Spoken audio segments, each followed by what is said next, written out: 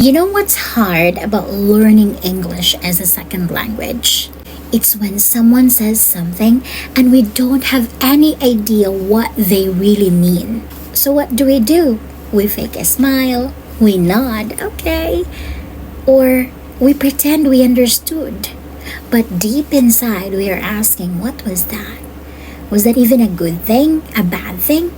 Were they complimenting me or they were insulting me? And that's exactly why this video exists. Because today, we are learning idioms that sound okay, but depending on the tone, the facial expression, or even just the vibe, they actually mean something. And that something might be an insult.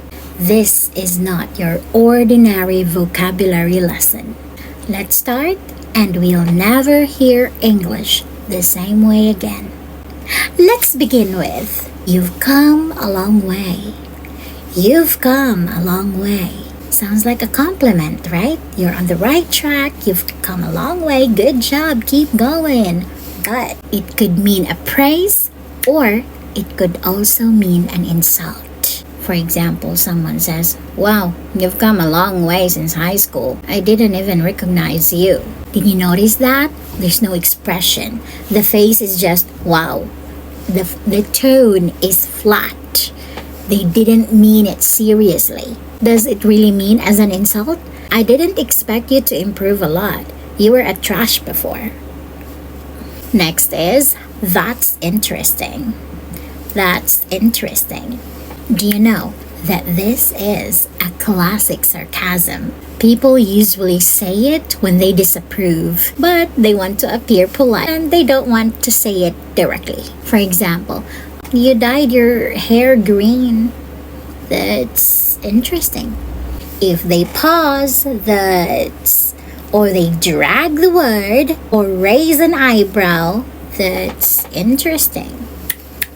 They didn't like your hair, dear. They hated it. They just don't want to start a fight. Next is, bless your heart.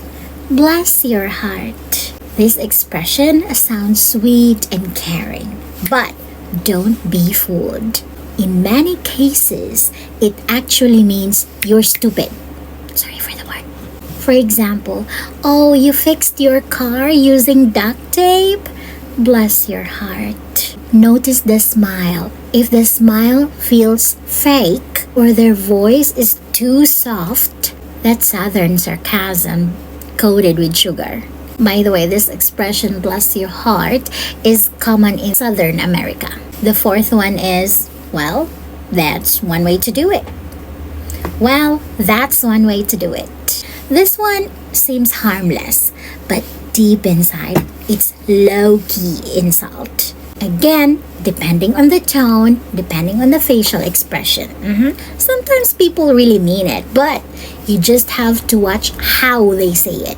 It's what people say when they disagree of how you did something, but they want to avoid confrontation. Oh, you chatted your boss with a lot of stickers, emojis? That's one way to do it. What they actually mean is, that's weird. And that's really wrong to do it because you're sending an email to your boss. So you should write it formally. Why would you send stickers there? That's kind of dumb. Sorry for the word again. Here's the tone though. If they emphasize that's one way to do it, like one way to do it, then that's probably a sarcasm. And the fifth one is, if that works for you. If that works for you. Yes. This one sounds supportive, like if that works for you, then I will support you, no problem. As long as you're happy, that's okay. But this is peak passive aggressive. For example, you're going to quit your job without applying first for another job. Well, if that works for you, what's actually the meaning of that? You know, your decision is actually not good. But hey, it's your life. Go on. When it is said slowly and with silence at the end, yeah, they're judging you. If that works for you, silence. The bottom line, Don't just listen to words. Watch how they say it. Look at their eyes, their smile, their tone.